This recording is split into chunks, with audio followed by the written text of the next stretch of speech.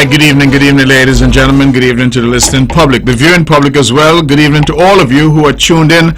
My name is Mark Brantley, welcoming you to another edition of On the Mark. Welcome to all of us who are here in Nevis and those in St. Kitts, those who are scattered throughout the Caribbean Sea, those who are in the United States, Canada, United Kingdom, wherever you happen to be this evening. Good evening to you and welcome to this edition of On the Mark. Today is the 1st of March. The year is flying by and we are already in the third month, and so we are almost now finished with the first quarter of the year. It means therefore that we have to accelerate plans, because it seems just like yesterday I was here celebrating my birthday. That was January, and now here we are already in March. Some say it's the best month. I don't know. Everybody feels that their month is the best month, but for all of those who are celebrating in March, I say happy birthday. And while I'm saying happy birthday, let me send a huge happy birthday shout out to my little friend in New York. His name is Xavier Charles. Xavier, if you're listening, happy birthday to you. This is coming from your mom, your grandma, and all of the family members. They tell me that you're celebrating your birthday, and so we are sending your birthday greetings from all of us here on the Mark. So Xavier Charles in New York celebrating his birthday, and we're saying happy birthday to you. As we talk about birthdays and celebrations, let me take some time to celebrate, of course, the winners of the first elocution contest that we had. It was put on through the auspices of the NCDF, Nevis Cultural and Development Foundation, and I'm told that it was a resounding success. I got some photos of the attendance at NEPAC, and it was a packed house. I'm told that the champions that emerged were the Charlestown Primary School and the St. Thomas's Primary School, and then of course we had the Charlestown Secondary School also emerging victorious in their category. I would want to congratulate all the winners, but all the participants as well. I think it's a welcomed initiative, and certainly we look forward to seeing more of these types of initiatives as we celebrate Black History Year, because it's Black History for us every day. However, we know that we had a celebration of Black History Month, and so we welcome that. And so I would want to congratulate all of the winners and all of the participants. I think elocution, the ability to speak, the ability to present, the ability to deal with stage fright that some people suffer from, all of these are important. Communication is critical. If we are to get our message across, if we are to tell our stories, it's important that we can communicate and to do so effectively. And so I congratulate again the schools that won, but all the schools that participated, the primary schools and the high schools as well. While I'm in a congratulatory mood, let me also extend congratulations to the Charlestown Secondary School, the Lions as they're called. They went over to St. Kitts for the first ever Gin Sing Up Classic competition among high schools, and they emerged the winners. I'm told that they emerged the winners, and that Gingerland Secondary School did not win, but that they performed excellently as well. So I want to congratulate the Charlestown Secondary School for winning the inaugural Gin Sing Up Championship, and to congratulate the Gingerland Secondary School for an excellent showing as well. Of course, I congratulate the schools on St. Kitts as well. But it does say something, I believe, when we now have students from Nevis and schools from Nevis going to the Kim Collins Stadium in St. Kitts and dominating. We saw the Charlestown Primary School do that in the first ever Rams Relay Championship.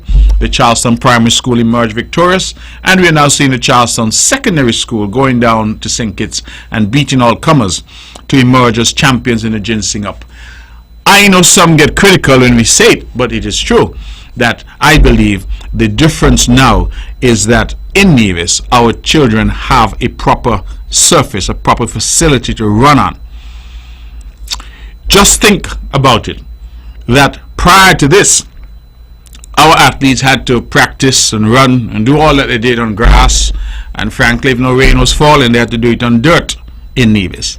Think about running in what we call track shoes on dirt, as opposed to running in the same gear on a proper surface. Then those same students had to go to St. Kitts and make that transition to run on a proper surface in St. Kitts. This government invested in the Mondo Track facility in order to ensure that our young people were able to compete, were able to practice, and were able to have the best available technology and facility available to them, so that they could run there, they could get the feel for it, and that it wouldn't require too much of an adjustment when they then went on the surface at Kim Collins. And so I am proud because I believe that the proof of the pudding is in the eating. Not trying to take away from the coaches or the athletes themselves for their Herculean effort, but I am making the point that we have evened the scale. And so what we have now is no inequality in terms of preparation, but rather now allowing the natural talents of the students to show because they have a similar surface. And so I'm very proud of that investment, and I think that we are getting dividends from it. Kudos again to the Charleston Secondary School and to the Gingerland Secondary School, who have demonstrated that they can compete with the best in the Federation. Sports season is well and truly on, and so I encourage, of course, one and all to go out to the Mondo Track facility and to participate in the sports.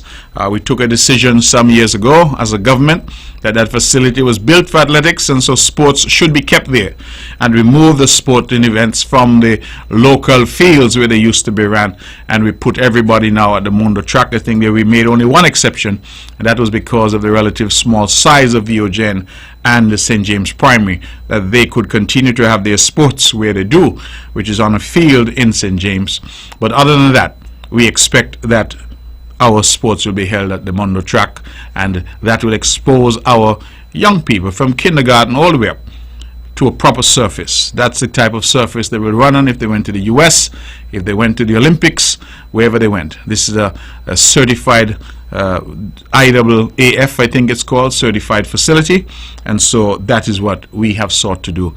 I think an investment, despite all the criticisms, which has demonstrated that it's bearing fruit and it's bearing dividends for the people of Nevis, and particularly for the young people of Nevis. So kudos to them, congratulations to them. Now, since I was last here, in fact, I have not been here. I wasn't here last week because we used the opportunity to replay the budget address so that the people here, but also in the diaspora, could get a sense of what our plans and programs are for the upcoming year.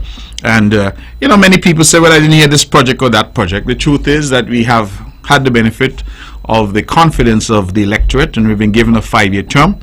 And so what happens is, of course, we try to spread projects across that term.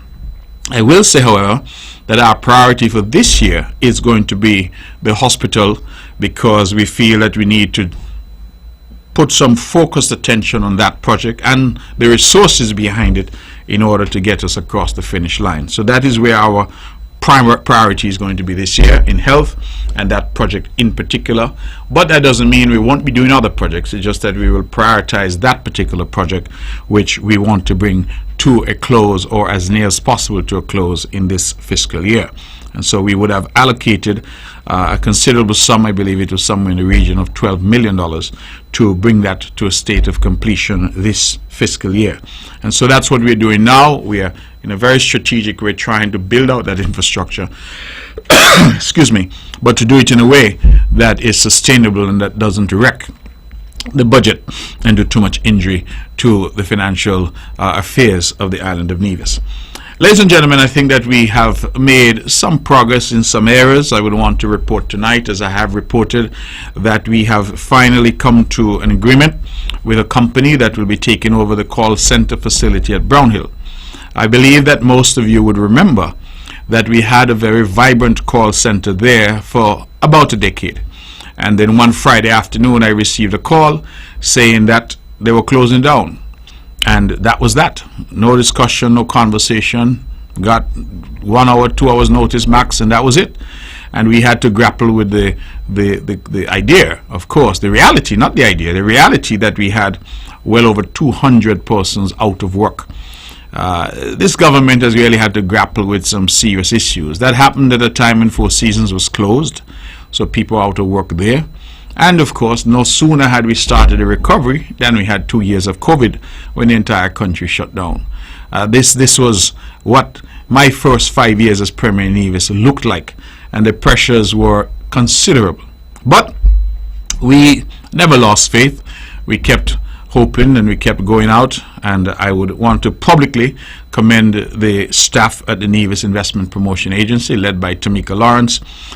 They did a wonderful job in trying to attract this investor, in bringing them to the island and having a series of meetings and discussions with them, and eventually they've decided that they will in fact take up the center and to do something there. They are anticipating starting out relatively small. They're saying about 50 workers, and they expect to go to 300 to 325 in very short order. So we are hopeful that we can get that done and that we can have people in there within this first half of this year. In fact, I think the date they've suggested is somewhere in April. So we are very optimistic that by next month or the month after, we will have that center working again, and most importantly, we'll have people working again. That's good news on the employment front here in Nevis, because we have seen the Social Security numbers, and I have reported on those that Nevis has experienced a 6.4% growth in jobs over the same period last year, and that compares very favorably to what we've seen elsewhere. The island of Nevis has recovered. We have added, I believe it was somewhere in the region of 1,300, just over 1,300 jobs from where we were during COVID till now, and we continue, of course, to try our best. We recognize that the Social Security numbers are not full, because many people continue to work, whether self-employed or to work under the table. We encourage people again to do the right thing. Social Security is an investment in yourself, and we urge you to register with Social Security so that when you're sick, when you're on maternity leave, when you retire, you have some benefit that you can look forward to. So we can continue to encourage people to do the right thing in that regard. But bearing in mind that some people have not done the right thing, we recognize that the numbers of people employed would actually be higher than are reported by Social Security. We also have just about 300 or so step workers on the island of Nevis, and Social Security has advised that those step workers are included in the St. Kitts employment numbers, not in the Nevis employment numbers. And that is, of course, because they're paid through the federal government and not paid directly by the NIA. But that is how they've chosen to record those. But if they were added to the pool, then again our job numbers would be significantly higher. So we feel that we're moving in the right direction. We think with the call center now coming, with geothermal advancing, with the strides that we're making now in terms of the poultry industry, we are on the cusp of acquiring some lands. In addition, we've already ordered a slaughter facility, and we think that with those in place, the continued strides in agriculture. In fact, I continue to be very open about praising and honoring and respecting the Honorable Alexis Jeffers for the path that he has put this island on in terms of food sovereignty. We see what he has done there at Indian Castle with the assistance of his permanent secretary, of course, Huey Sargent, his director, Randy Elliott. But the man of the hour, of course, is Ronald Banky King, because Banky has been the manager there, and they have transformed that. 35 acres there, almost 5,000 coconut palms, and it's really a sight to behold. I would recommend very highly that you go and take a look. It is really something to behold. And this is what happens when you have visionary leadership. Alexis Jeffers is a visionary. He came, he discussed with his team, and he came to the cabinet, and we supported this initiative as one of our responses to COVID-19, and it is now bearing fruit. And I say that in figuratively, but also in a practical way, that we expect that it will bear fruit in short order. And so, could you imagine when 5,000 coconut palms start to bear? I'm told we are not stopping there, but we are going to be dealing and creating additional space for additional planting as well. So we have mango, guava, soursop, we have sorrel, we have coconuts, we have sugar apple, we have all these various fruits and plants that you could imagine there. Not ornamentals. This is about food and food sovereignty, and so that is what we've done there at Indian Castle. Very, very proud of that. But as we build out that project, as we invest, as we have done in the Lawrence and Parry storage facility to allow farmers greater access to storage to extend the shelf life of their products. As I talk to people who are telling me they're seeing more local produce now available on our shelves, as we continue that path, we are going to see more jobs being created in different sectors. Renewable energy, I've mentioned, the fact that geothermal is moving. I would again want to express my appreciation to the federal government. They have done the necessary. I'm told that what was done has now put the CDB on the path that they need to be on in terms of procurement process, the bidding process for the drilling. I have some news that I wasn't apprised of until after my press conference yesterday, but that news is that in fact the bidding process has been left open for an extra month. We were told that it had been extended to the 9th of March. I'm now advised it has been extended further to the 9th of April. And I thought I'd share that because, of course, each time that's extended, it impacts the timeline. I wasn't happy, I will confess, when I heard there was a further extension, but then after it was explained to me by the CDB, I said, you know what, it made sense. Basically, they're saying there's such overwhelming interest in this project here on the island of Nevis, but some of the bidders had questions. They wanted clarifications, and they had over 70 requests for clarifications, and they have a duty to allow time for the CDB and the technical team to give the clarifications, and then for the bidders to then consider and submit their bid. So to make the process as fair and transparent as possible to all, they decided with our technical team that they will extend it for that additional month. So that is the situation. Of course, I'm anxious to get this going, but I appreciate that there are processes to be followed, and so we would expect the bidding process now to close not on 9th March as originally intended, but on 9th April. That is what I am advised. And so we expect that to go as well. And so we see on this job creation that the island is on a particular path. That is what we're seeking to achieve. More work, more jobs. We want to see people from St. Kitts. We want to see people here, of course, employed. We want to see people who have come in from other islands and other countries employed. We want to see Social Security contributions up, tax revenue up. All of these are things that we are working on, and I believe that the seeds that have been planted are now starting to bear some fruit.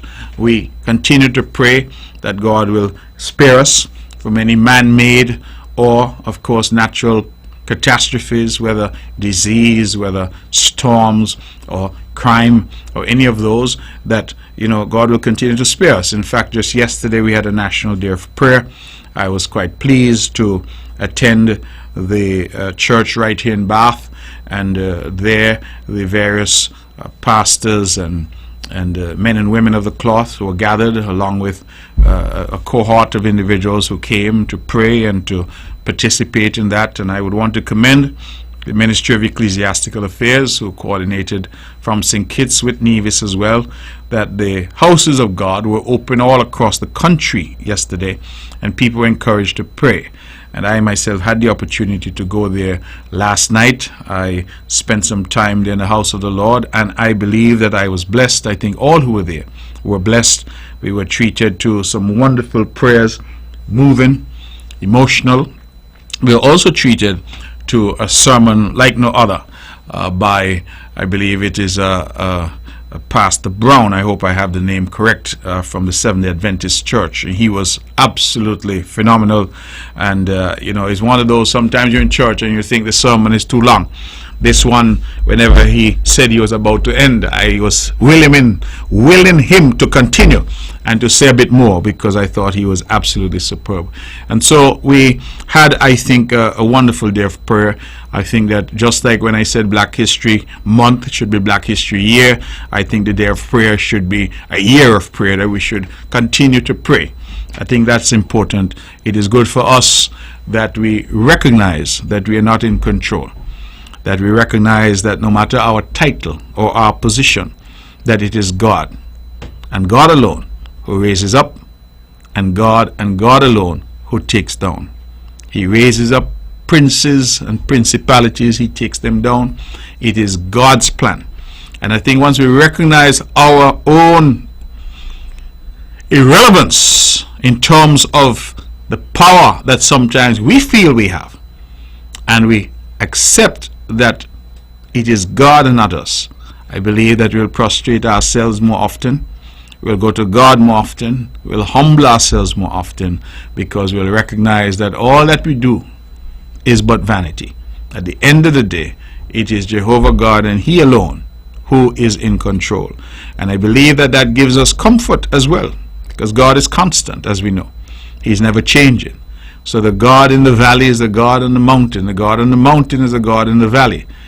The God that was there in the day of Abraham is the God who's with us even today. And so I feel that that day of prayer is important, not just as a full stop in the year. It should be important as we go throughout the year, that we remind ourselves and that we go to church when we can and wherever we are, because we know we don't have to be in church to be at one with God. But wherever you are, if it's you're at home, you're in your car, you're having your lunch, whatever it may be, spend a few moments. I think that it will be helpful to us all if you spend a few moments with God. So that, I think, was an excellent opportunity. Now, in terms of other news, we had on Monday that the High Court in Nevis, as everybody would have heard now, would have ruled, and the High Court would have ruled that the petitions that had been filed after the election of December 12th last year, we had Dr. Patricia Bartlett of the NRP and one J.D. Keynes of the NRP filing petitions. They did not make any allegations against the respondent, Mark Brantley, or Spencer Brand. In fact, the only thing that the petition that Dr. Bartlett filed against Mark Brantley said was that his name was Mark Brantley, he was a candidate, and he was declared the winner. The only thing said in the Spencer Brand petition by Ms. Keynes about Mr. Brand is that his name is Spencer Brand, he was a candidate, and he was declared the winner.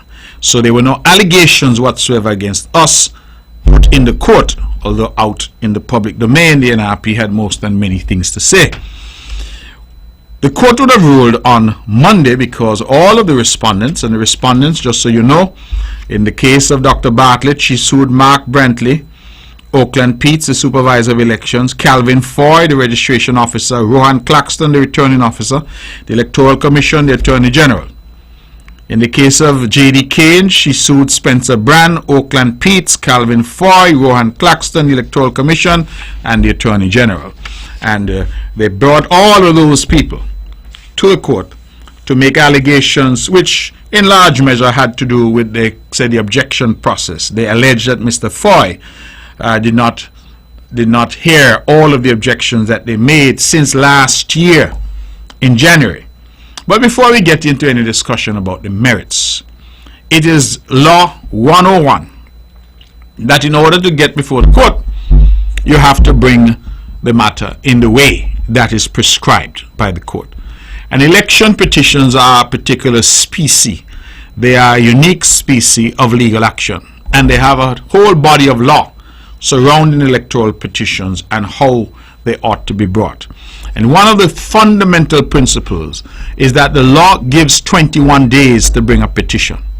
Not a day later, not a minute later, 21 days. The reason for that is clear, that we have to be sure who is the government. You can't have people not knowing what's going to happen, because investors might not have confidence, the public may not have confidence, everybody's waiting to determine whether or not this is the real government or there's likely to be a change. And so it is important that they be brought promptly. And the case law, there are 1,000 cases saying the same thing. That's like, you know, nowadays we don't argue that 1 and 1 is equal to 2, because that has been proven over and over. So we don't bother getting into that argument. It is what we call trite law, that 21 days is the time frame within which you must bring an election petition.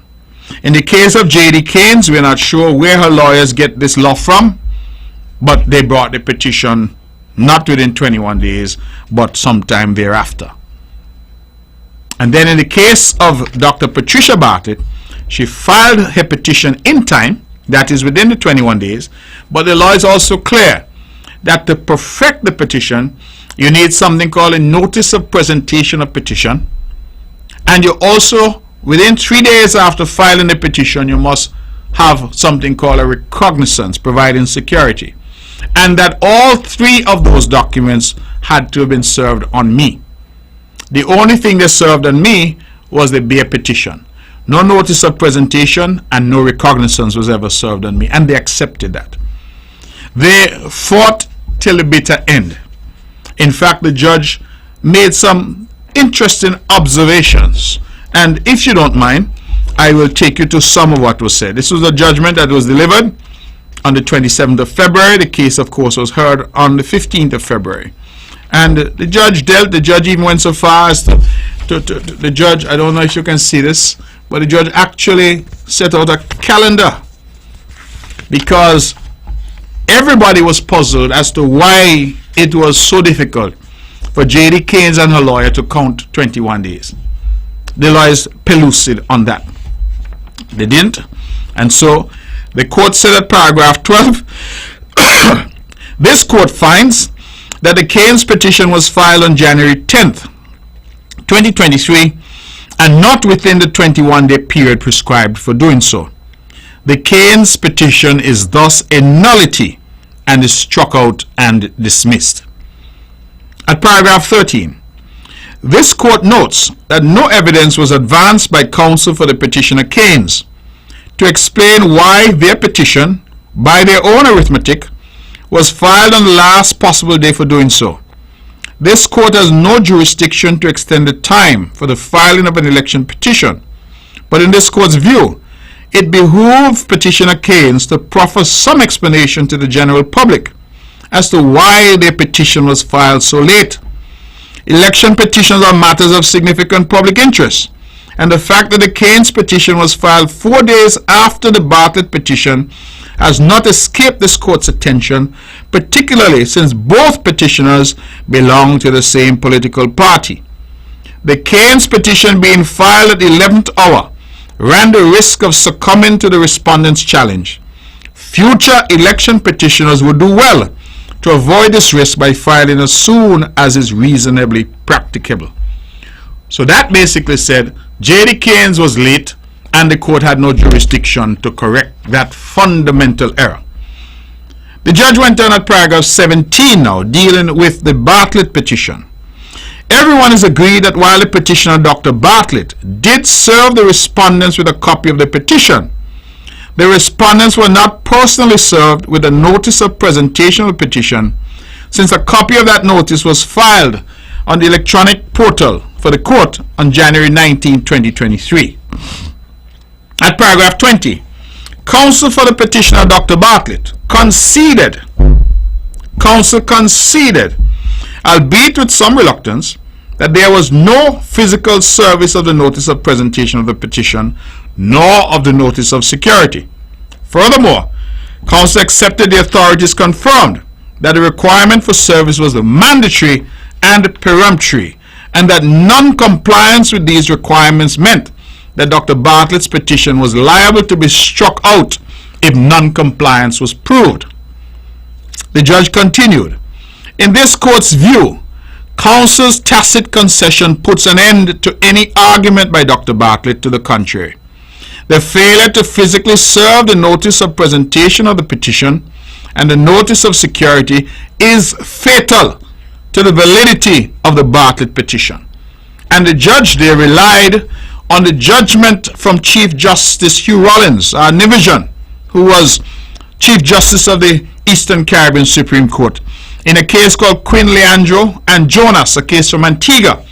And there, Chief Justice Rollins said this, in keeping with the strict approach, our courts have generally insisted that the provisions in elections legislation must be strictly complied with because the paramount public interest is that election petition challenges should be determined as quickly as possible so that the assembly and the electors should know their rights at the earliest possible time.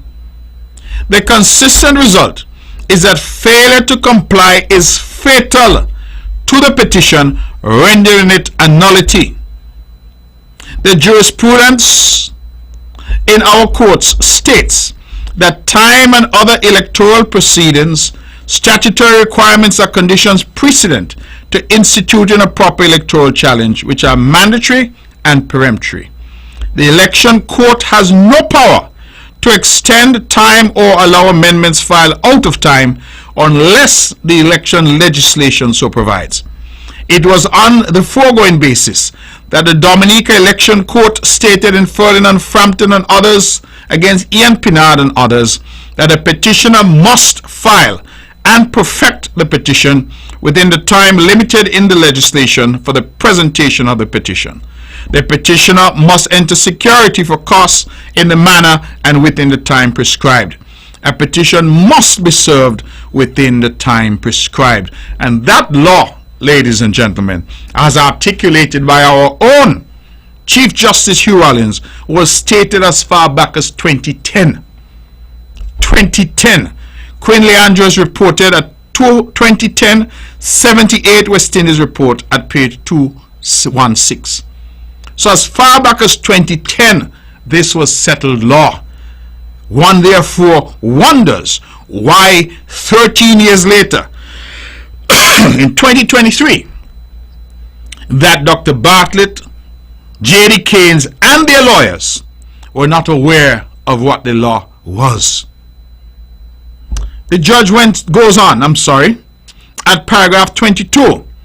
And this is now back to this judge who is Mr. Justice Thompson Jr., Mr. Justice Patrick Thompson Jr.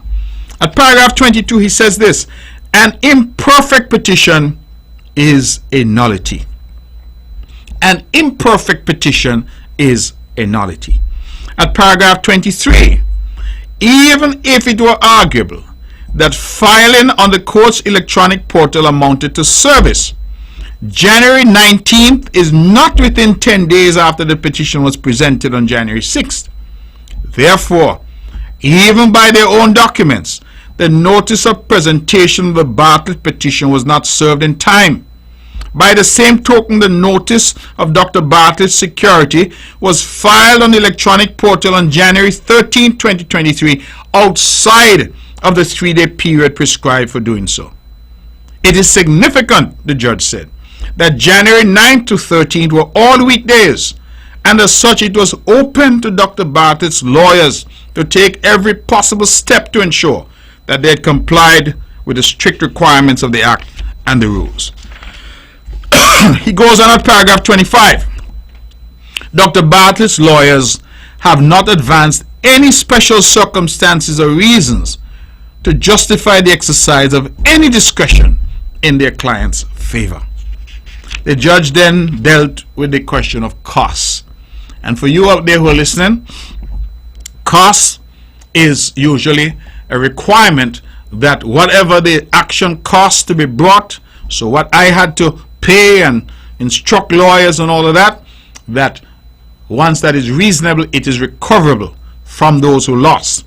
And so the question here now was whether or not Dr. Bartlett and Dr. Keynes and J.D. Keynes, Dr. Bartlett and Miss Keynes should be condemned in costs.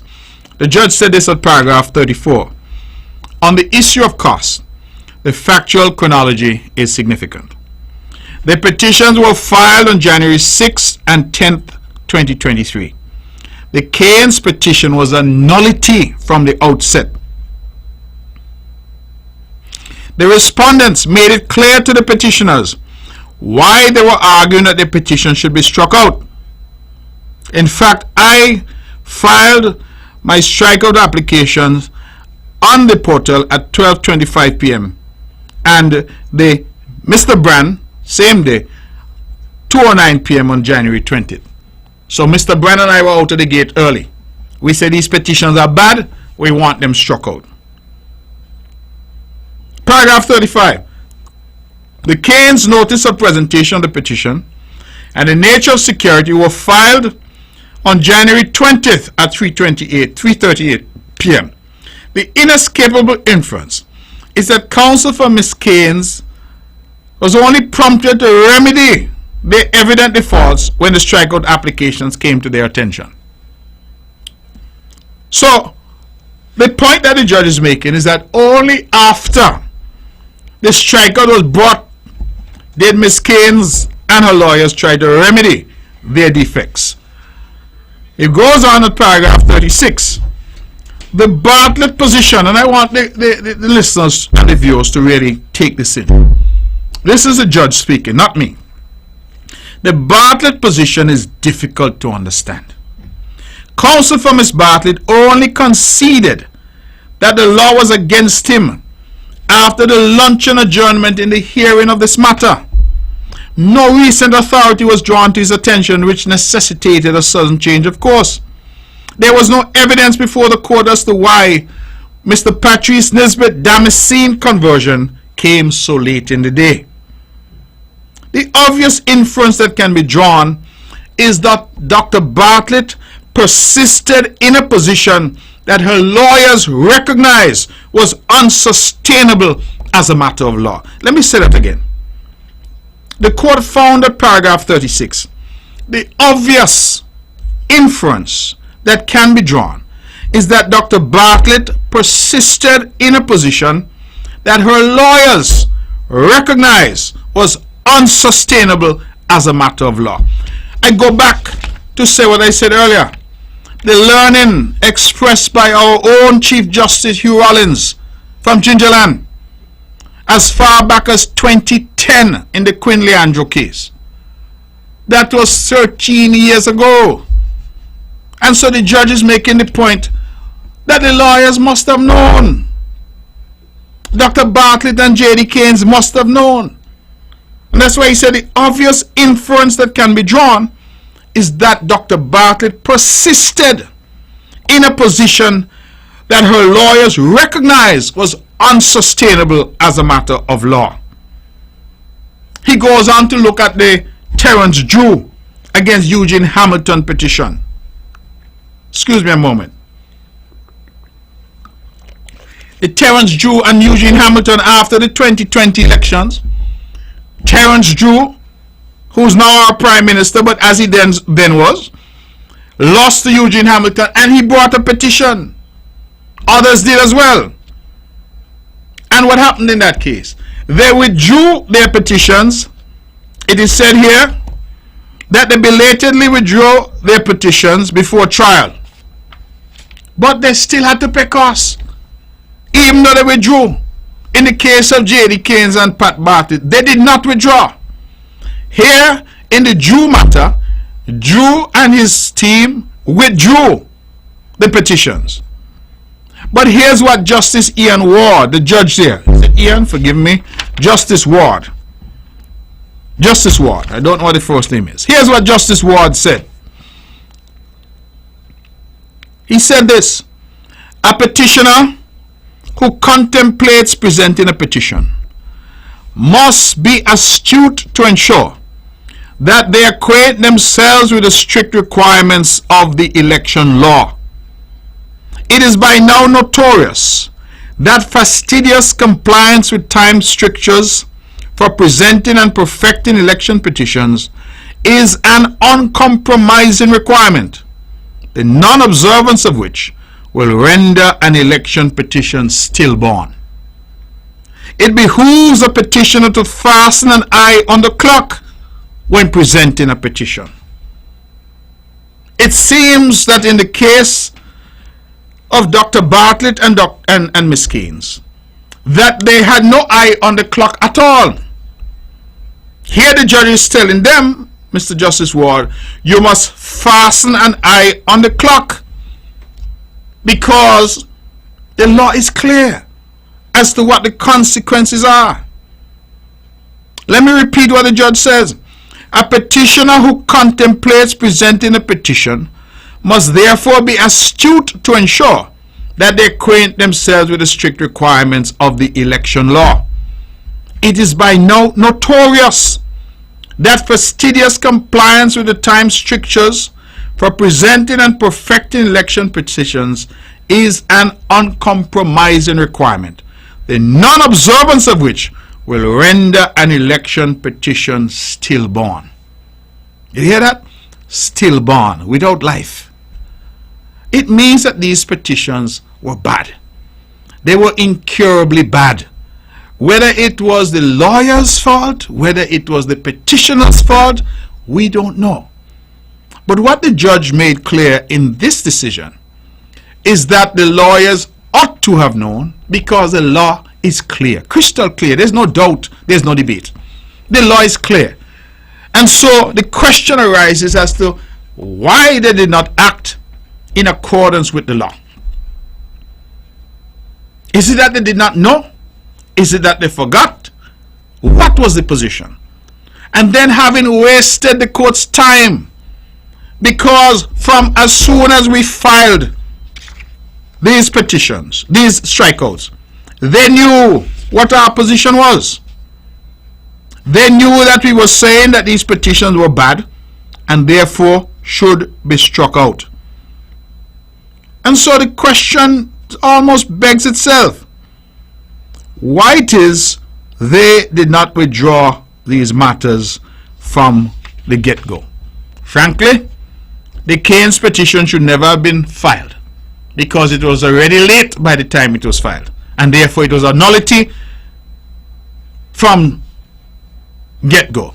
What the law refers to as ab initio. The Bartlett petition was filed in time, but then Bartlett's lawyers did not do what they needed to do. The notice of presentation and the security, also required by the law and the rules. And so the judge, let me just end then. The judge says this: costs follow the event unless there are special circumstances to justify the making of a different order. No special circumstances have been advanced before this court to justify any departure from the usual order. Accordingly, the order of the court is that the petitioner shall pay the cost of the respondents, such costs to be assessed if not agreed.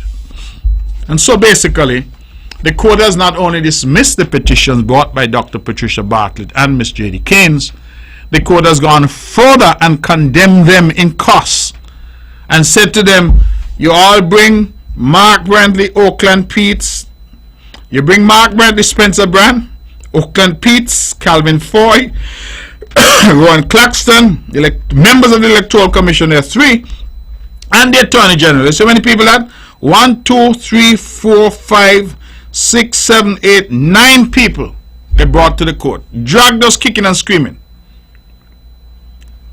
in circumstances where they, in the case of Miss Keynes was out the door long time. She was out of partial long time. Door done closed. That is like when you had the flood. The ark door was already closed by the time Miss Keynes come to knock. And her lawyers should have known that petition at that point was stillborn, to use the language of the court. It was a nullity. It should never have been brought. Then, the one that Dr. Bartlett brought was brought in time. She filed hers on the 6th of January. But then, didn't do what else the law required her to do. The result was that unless the petition was perfected and served, same thing, stillborn. And her lawyers, notwithstanding all the cases telling them the same thing, persisted in dragging us before the court.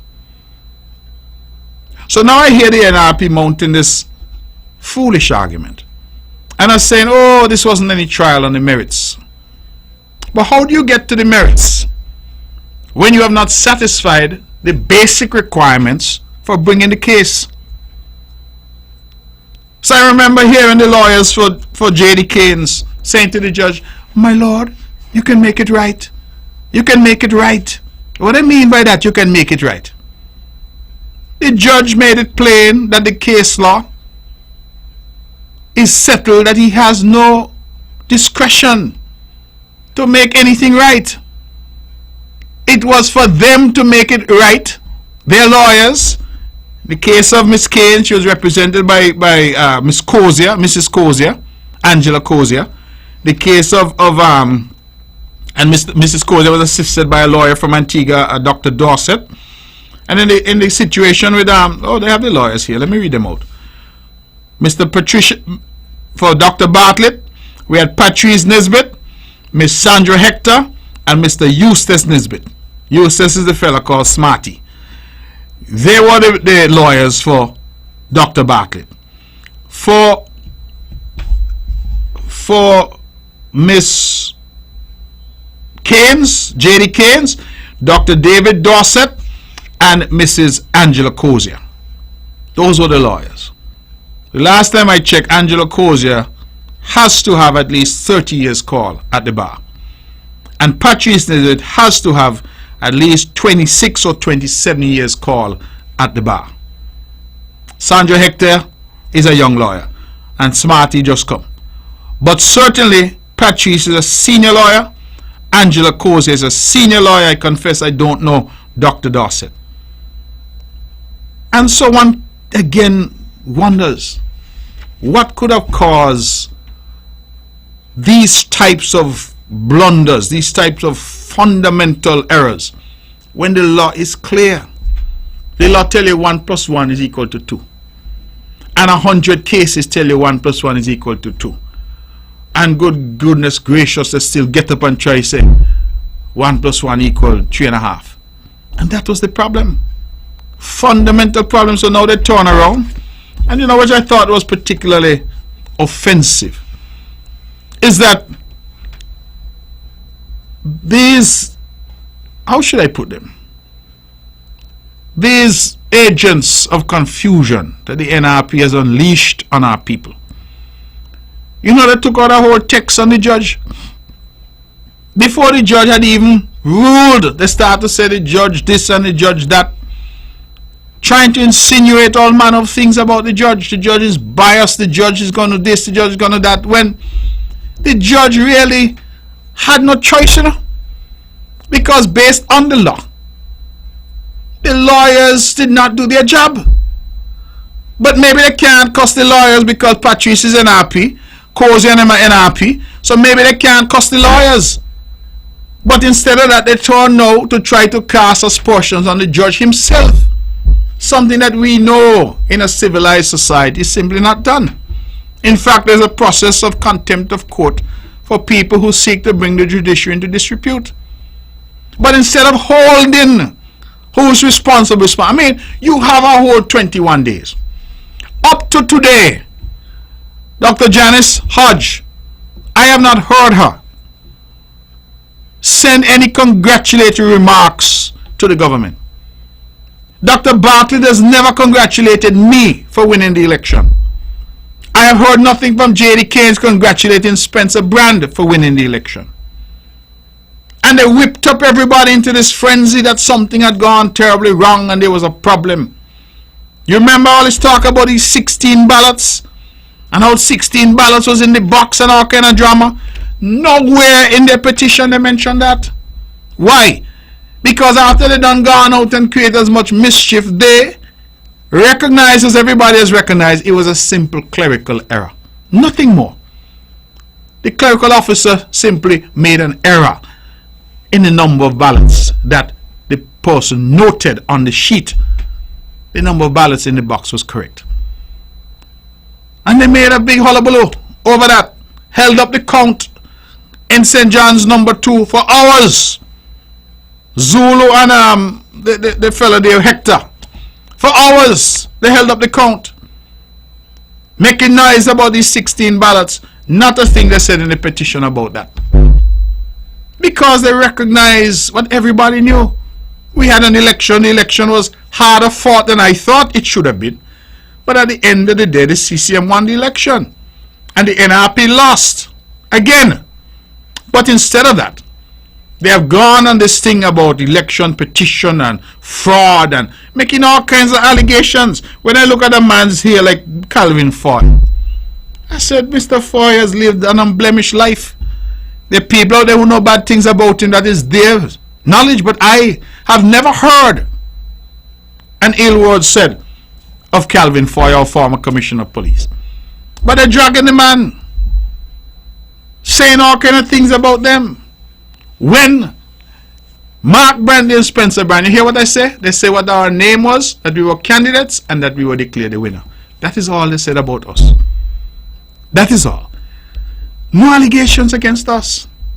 So one again wonders, what was the point? Now they're raising up this ansness and saying, oh, I see a statement attributed to Miss Keynes, said the fight is not over, and how we fought, that is, Spencer and I would have fought so that the court does not consider the merits. Well, you should have ensured your lawyers fought to get the matter before the court. But if what your lawyers filed, in the words of the judge, let me go back to the judgment. The court finds that the Cain's petition was filed on January 10th and not within the 21-day prescribed for doing so. The Cain's petition is thus a nullity. You know what nullity mean? It means it never was. It's a nullity. That's like when you dream you win the lotto, and when you wake up, you say, Lord, I could have feel the money, I could have touched the money, I could have smelled the money, but guess what? It never existed. It's a nullity. And so the reality is that they are seeking to point a finger now at us and the CCM. But who you should be pointing a finger at is your lawyers. The advice that you took or maybe didn't take. Because I remember in the court it is not reflected in the judgment, but I know it should be reflected in the transcript, that Patrice Nisbet said that his client, Dr. Patricia Bartlett, she was aware. The judge asked him about the consequences of costs. He said, yes, I explained all that. And that is why here what the judge said. The judge said that Dr. Bartlett persisted. You hear that word? Persisted in a position that her lawyers recognized was unsustainable as a matter of law. That is when you're just willful. You're just willful. So I had to put on my good suit, go court. For what reason? Because Dr. Bartlett persisted. That's the word the court used, not my word. In a position that her lawyers, Patrice and Smarty, knew was unsustainable as a matter of law. So why now the hullabaloo? Old people say, what start wrong a morning can't come right tonight, you know. So if you all should be vexed with anybody, it's not me. It's not the dream team of Daniel Brantley, because they represented Mr. Brand and myself, Mr. Brian Barnes and Miss Leanne Wellington, and my daughter Brianna Brantley isn't listed here because she's not yet called, but she worked on the matter as well. In fact, she was the one coming and fixing up my affidavit and thing for me. So I want to thank her publicly, Brianna Brantley, for assisting as well. Brian Barnes led the team, and Miss Wellington, another young lawyer, Daniel Brantley, they did a phenomenal job. Well, how are you going to blame them? You're going to tell them what they mustn't do their work? They represented their clients.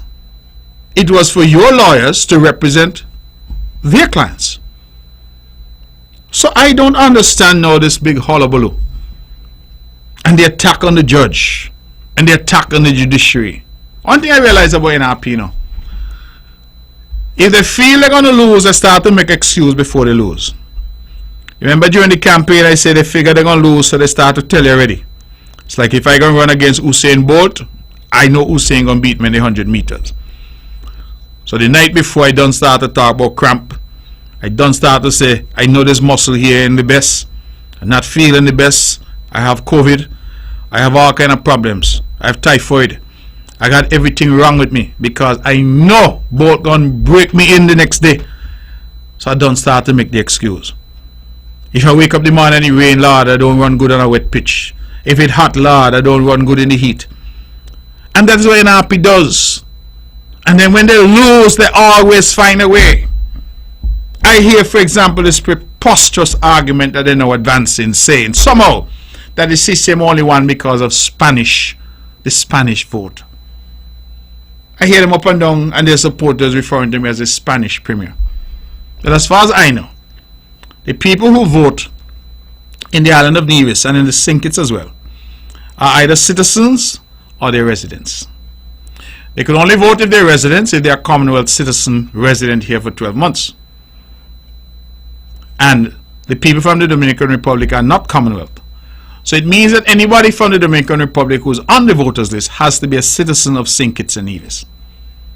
And I find it interesting because it was only in the election of August 5th, 2022 Perhaps the NRP forgets. But the person who nominated Dr. Patricia Bartlett, one of them was a Spanish, the same Spanish you're talking about, a boy from Bath. I have a picture in my phone here. We have up her hand, holding her hand in the air, saying, "Viva, viva, viva, Dr. Bartlett, viva." So they didn't want the Spanish vote then. Election day on the 12th, when I went in Bath, by my agents in Bath, the same fella they call him Alex, he was seated there. In fact, some of the Spanish-speaking nationals who came to vote, he approached them and he was able to habla la lengua. None of my people spoke Spanish. So NRP not only had Spanish speakers nominating them, they had Spanish speakers at the polling station outside to greet. Well, who they come there to greet? Not the same Spanish. An election is about going out and appealing to people. So if the CCM is able to put together a coalition of persons, divisions, non-nationals entitled to vote, Commonwealth citizens entitled to vote, then that is what elections are about. Now you start to say no, which I find is most preposterous. Leader of the NRP, in a record short budget response, it was Tuesday of last week that she came, and having had 2 hours to respond, she did it in 45 minutes. A budget is a time when you cover the ground, when you speak to all that you think are the ills in the country. And so I was here seated with pen and paper and say it's going to be 2 hours because the leader, well, she's not the leader, but the member of the opposition speaking first, she will bring something of substance. So I expected that. Lo and behold, after 45 minutes, I hear, "If it so pleases," or something like that. And the lady sat down, leaving an hour and 15 minutes that belonged to her. So I looked on and I said, well, the budget must have been very good, because clearly you didn't have much to say about the budget. And she tried to raise some issues, which I dealt with in my wrap-up, so I won't bother to deal with those issues now. But the good lady started, and that is why I say I believe the NRP inhabits an alternate universe. Because we just had an election on the 12th of December.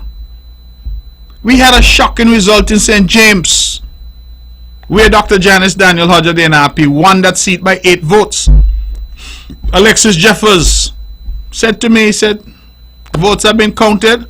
He's not wasting no time and money going to court. CCM is still in office. Fine. In town, Spencer Brand retained that seat. He won it by 11 the last time. This time he won it by 27. In Gingerland, well, nobody talk about that, because that was a no contest. Eric retained that seat. And then in St. John's, I retained the seat by 147 votes. Now, I admit that that is not the margin that CCM is accustomed to. But when we look historically, 147 votes is a significant margin in St. John's. So, where was the issue? The government that won 3 out of 5 seats went in. The party that went into government and was sworn in. And we are now dealing with the affairs of Nevis. Dr. Hodge, in her presentation, the first thing the lady said is that in the recent election, the people voted for change. And I scratched my head. I played with my grey beard. I said, the people voted for change? What if the people voted for change? Why should they sit down over there and not over here? If the people voted for change, listen, in St. Kitts, the federal elections 2022, 5th of August, people voted for change because unity government was in, unity mashup, and Labour win the election. Dr. Drew won as leader, became prime minister. Those who used to be over there are now over here. So where I used to sit down on the government benches, and Timothy Harris and Sean Richards and Alexis Jeffers and Eric Evelyn we are now on the opposition benches. And where Dr. Douglas and others were sitting in opposition, they are now on the government benches. That is what a vote for change looks like. It results in a change of government. You're going to say people vote for change and you're coming and sitting on the cold hard opposition bench. How that could make sense? How could that make sense? But then again, you need a justification. So what they're now saying, Nigerians voted for NRP, but the Spanish and all of them Guyanese and them people is who vote for CCM. Nonsense. Nonsense. First of all, you don't know who vote for you, because the voting is private. That's the first thing. Secondly, everybody lawfully on the voters list is entitled to vote. Your job as a party is to appeal to them. And I am not surprised that the NRP did not win the last election, because the NRP did not even bother to publish a manifesto, you know. They didn't even bother to put any ideas down on paper. They just said vote for change. Change must come, vote for change. None of us could say if the NRP was elected, these would be their priorities, these are their plans and programs. Because they never publish anything.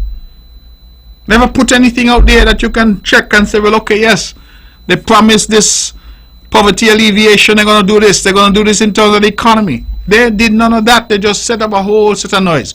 Change, change, change, change, get rid of them, get rid of them, get rid of them. As if that's a policy.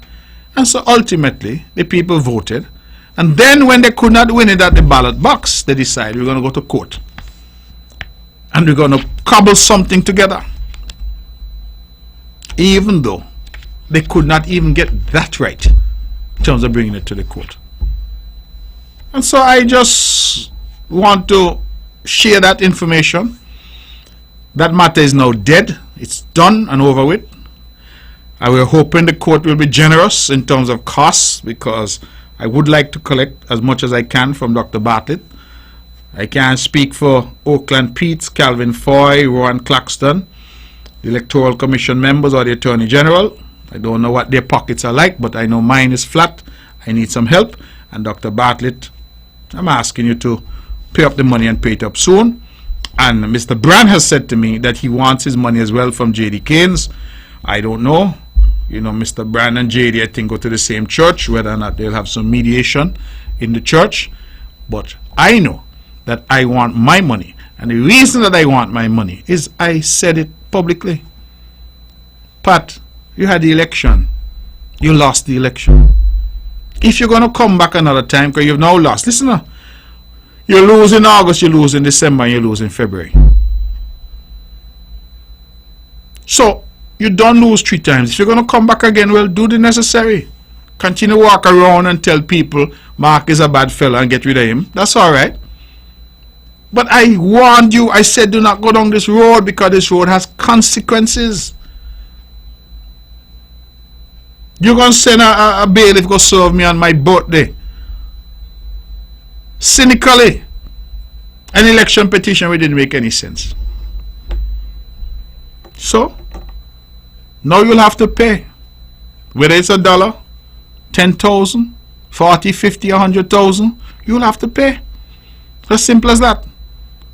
And I'm hopeful that my brother Brand ensures that J.D. Keynes also, whether they're going to get the money from their lawyers who should have known better, or they're going to get it from the NRP war chest, it's a matter for them.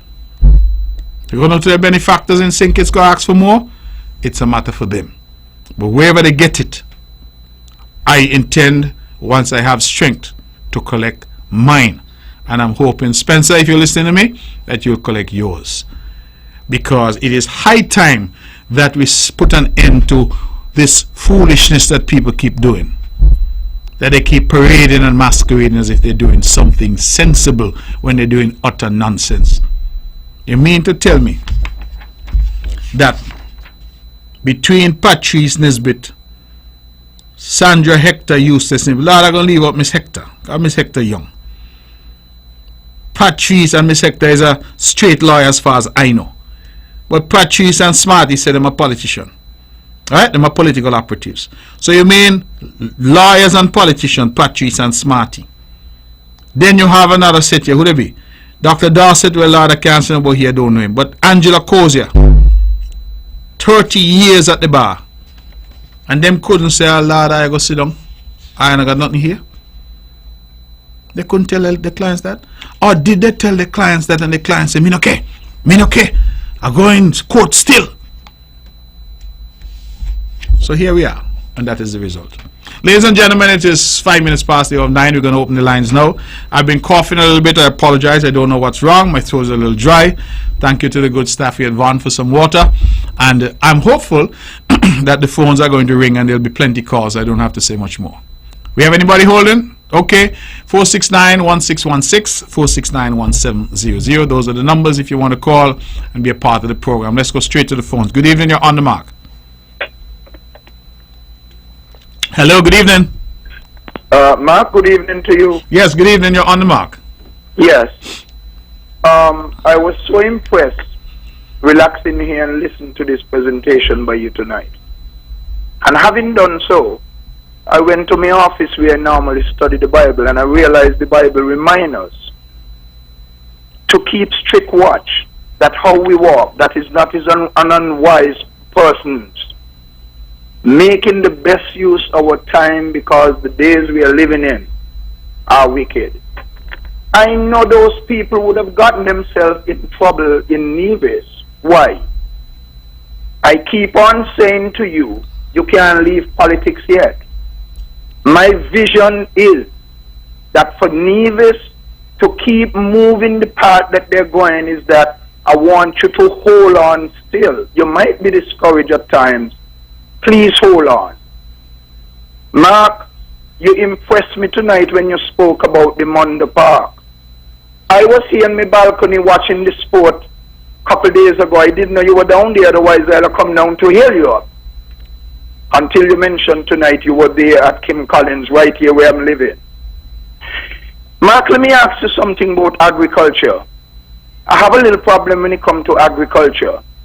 All my life, I am over 60. And all my life living in St. Kitts, since I have gathered enough knowledge about life, maybe around the age of 10, 12, I've always heard people complaining about agriculture. The government need to assist this.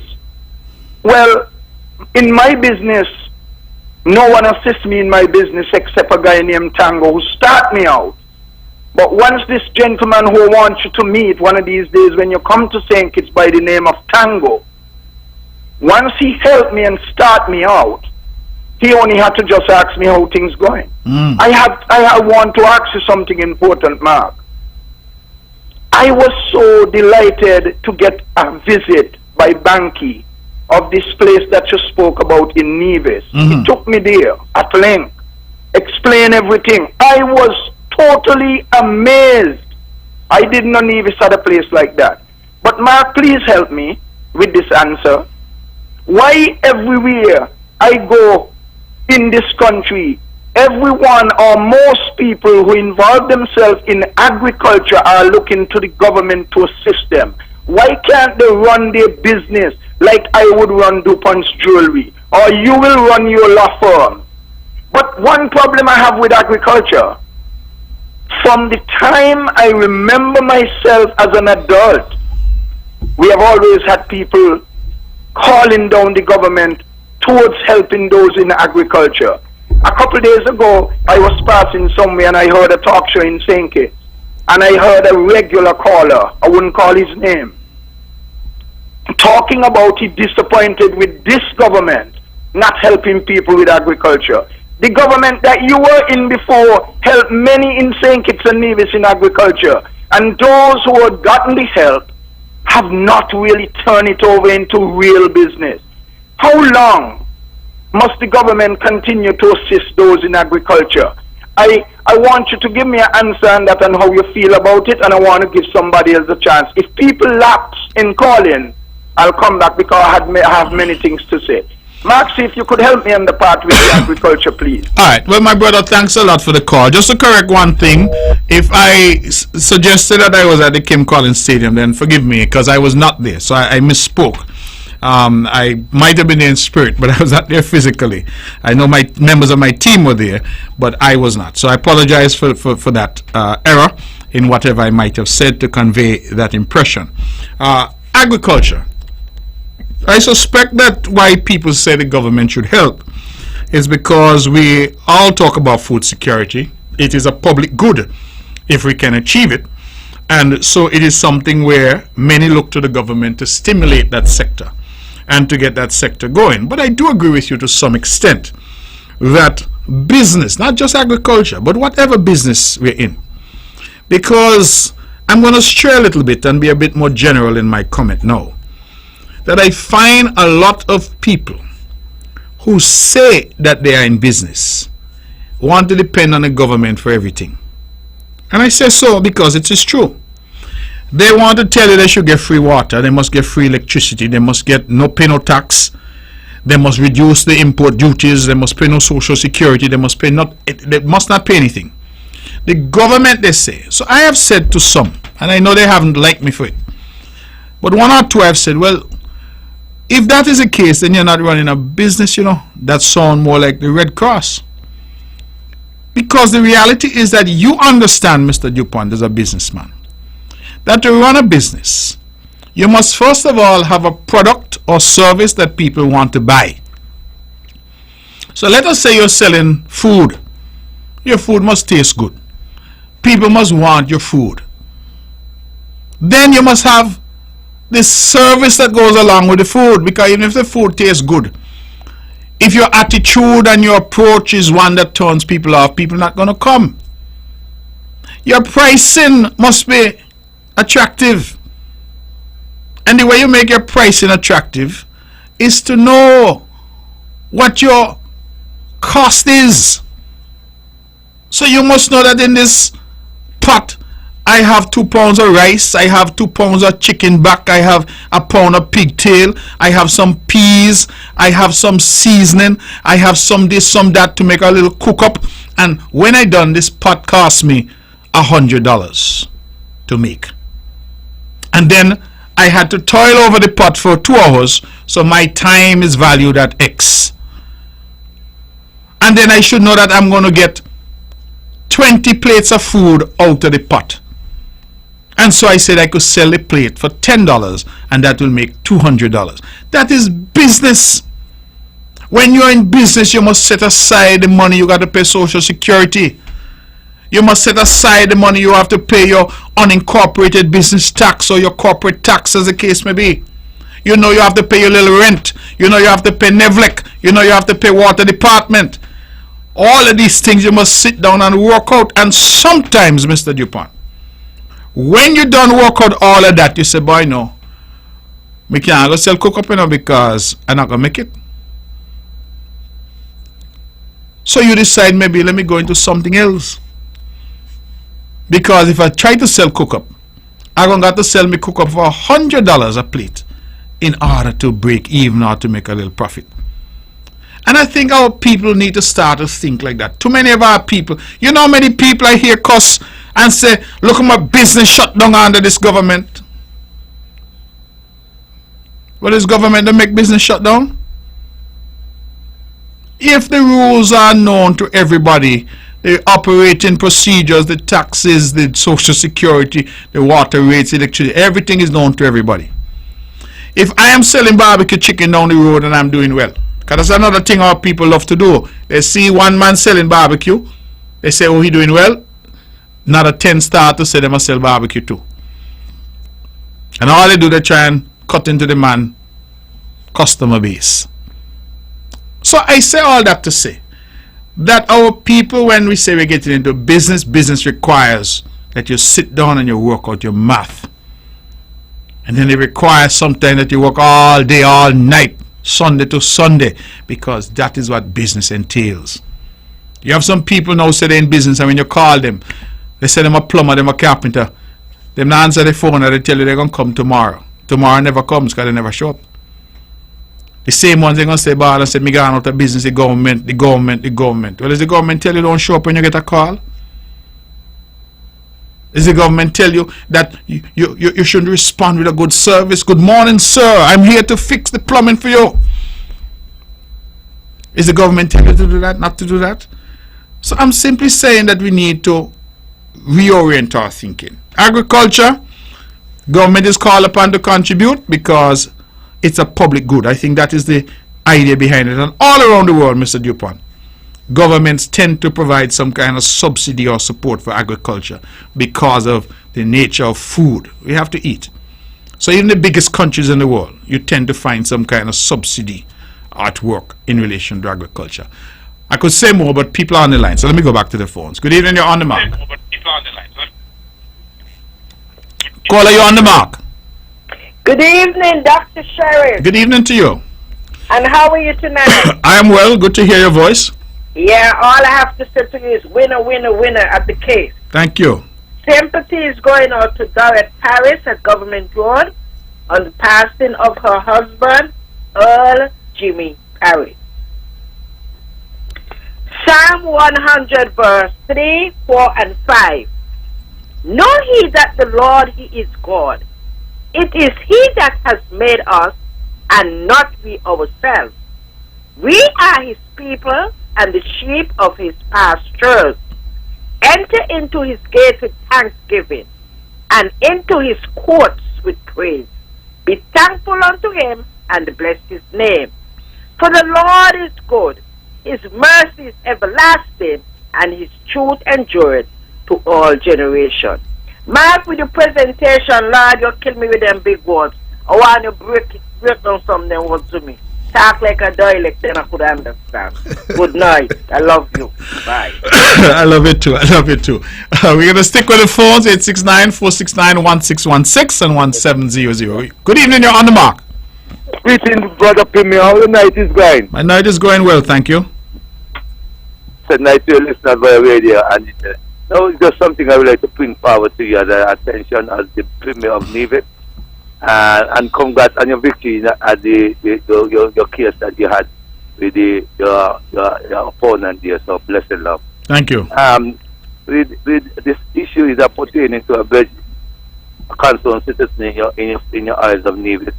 You are able to have a matter pursuing to the court for 14 years ago, and he had able to see that the judge had now a sentence, and up to now, no reward of the judgment has applied to him, considering what the judge had outlined in the judgment. So I'm just calling on you as being the Premier, if I could get the person to give him your number and he could contact you and give you the details of the situation at hand, because he's over bearing for 13 years the virgin going to that suffering, and he has faced a ill of victimization on the top of that matter, and he's not doing good to see he has to go to Allah and facing it up to this day. So I'd like to see if you could help out that issue. Well, I caller. I don't know the issue you're talking about, but my office is always available. So if somebody wants to talk to me, they can certainly come and find me and talk to me. Can I give him your number then? And you can call and see what can be arranged. My number is public knowledge. You have it, or you want me to give it to you? I okay. Give him to you. All right. You know, you're my virgin. All right. No problem. You have a joyful night, my virgin. All right. Blessed Lord. Take good care. While I'm here, let me just say, I forgot to say it at the start of the show, that on Friday, this Friday, we're celebrating the 20th anniversary of the Nivision Heritage Village that is right over there, Gingerland. And the Heritage Village was, of course, the brainchild of the late, great Earl Malcolm Wishart, the Honorable Malcolm Wishart. And so the Heritage Village, we are asking one and all to come out on Friday, this Friday. It's going to be an all-day affair. And what we're having there is the opening of a new restaurant and a new gift shop at the Heritage Village. And we're asking you to come. It's going to be a very brief ceremony, but it's about local food. It's really going to be a fun day, fun event. So Friday 20th, we're celebrating 20 years. And again, I tell you, visionary leadership in Malcolm, 20 years later. Here we are celebrating something that was created by him. 20 past the hour of 9. Let's go to the phones. Good evening, you're on the mark. Hello? So Mark? Yes. I'm back briefly because I don't want those who are involved in agriculture believe I'm getting after them. I'm trying to get to know if I can get in the minds of our people to become more self-sufficient. So what am I speaking about then in terms of being self-sufficient? I have many friends in St. Kitts into agriculture, and I'm not seeing them making sufficient progress for the years that they have spent in it. So for instance, if a guy in agriculture, he asks the government to give him duty-free and wires to fence his property, the government give him. He wants duty-free and the pickup, he get it. He want fertilizer, various things. He want a tractor to help him to plow. Well, I could tell the people in St. Kitts and Nevis this. Don't think too funny of me. I am not easy when I in any business. If I were in agriculture, I would have had my own tractor. I would have been ordering through the government my own fertilizer and even sell to other people. Mark, I want St. Kitts people and Nevisians to understand me. I am not stupid. I don't have subjects. I can't write letters and so, but God has given me a good brain. When you're in business, you have to prove yourself. I am calling on the young people in St. Kitts who into agriculture. Please give the government a breathing space so that they can use money to enhance healthcare and other things, education. Tonight I heard you speaking about improving the hospital in Nevis. I was so delighted because healthcare is one of the things that we are lacking in terms of improving it, so that our people can stop spending big money overseas. So I just want, through this program, to remind young people of a few things before I go off the line, because I wouldn't call back. I like to give people a chance. And your program is the only program I got right now to use. When you work, make sure whatever work you're doing, you save something. Because that has been one of the premise that put my business where it is today. My business take care of all my bills and then have money to help others. That is how you run a business. Mark, I want to encourage young people, save some money when you work, no matter what little it is, save. Make sure you pay Social Security. Make sure while you're in business, you feel good in paying the government some duties and so on what you get in. It's not easy. Most of us in business do not like to pay duty. But we cannot expect to be living in a country like this, so lovely, so wonderful, and we are not taking part in helping to pay duty to run the police station, the hospital, the education, civil, public works, and so. It was very nice that you gave me this opportunity tonight. I am so thankful. But Mark, listen this last thing before I go. Hebrews 13:15, my spirit tell me read it for you. Through him, let us always offer to God a sacrifice of praise, that is, the fruit of our lips that make public declaration to his name. I went to the Kingdom Hall many times in Nevis, and I was shocked when I see you pass me and sat in front of me. So I know you have knowledge of God.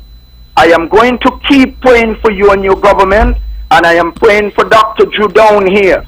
I want people to constantly pray for you all, to bind together and work hard to lift this country.